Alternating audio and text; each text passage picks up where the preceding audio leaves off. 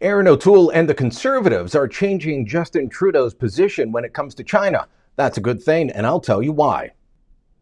Hi, I'm Brian Lilley, political columnist with the Toronto Sun. If there's one thing that you know about Justin Trudeau's position when it comes to China, it's probably the words he uttered himself, that he admires their basic dictatorship. That answer, given at a Liberal fundraiser to a puffball question, has haunted Trudeau for years.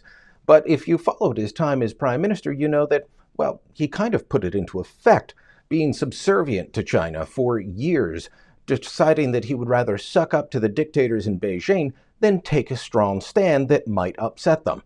It didn't help Canada, and it really didn't change at all until the whole Huawei Menwanzhou incident resulted in 2 Canadians being kidnapped by China.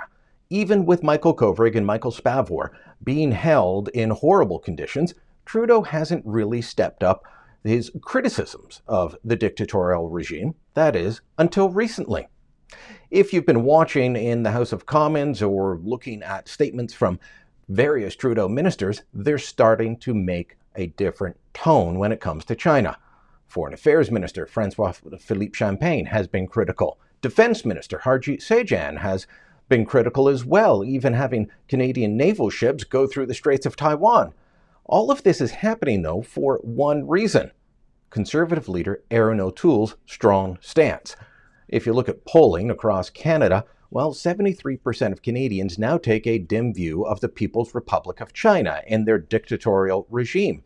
That is a massive sea change over the last several years, and it probably has something to do with China's unfair trade practices, their human rights record, and yes, those kidnappings of the 2 Canadians. All of this resulting in Trudeau deciding he needs to follow suit. Now, I had a chance to speak with Conservative leader Erin O'Toole about this recently, and the fact that he actually was part of a government that tried to reach trade deals and reach out to China.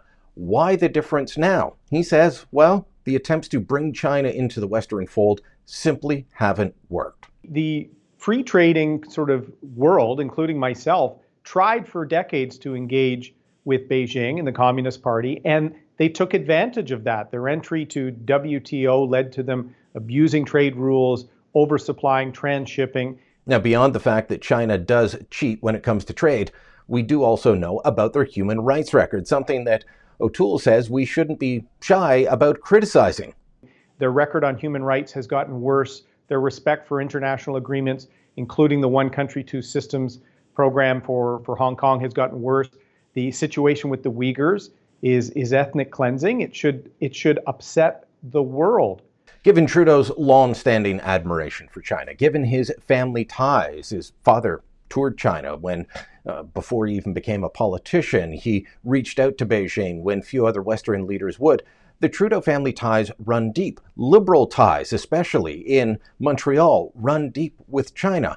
So I'm not sure if this is actually a conversion on the road to Damascus or Beijing moment that we're seeing from Trudeau, but I still welcome the change in tone. And at the end of the day, you've got to thank one man for it. Not Trudeau, but Erin O'Toole. Make sure you subscribe to our YouTube channel. Let us know what you think. Post a comment below. Tweet this out, share it on Facebook, and spread the word.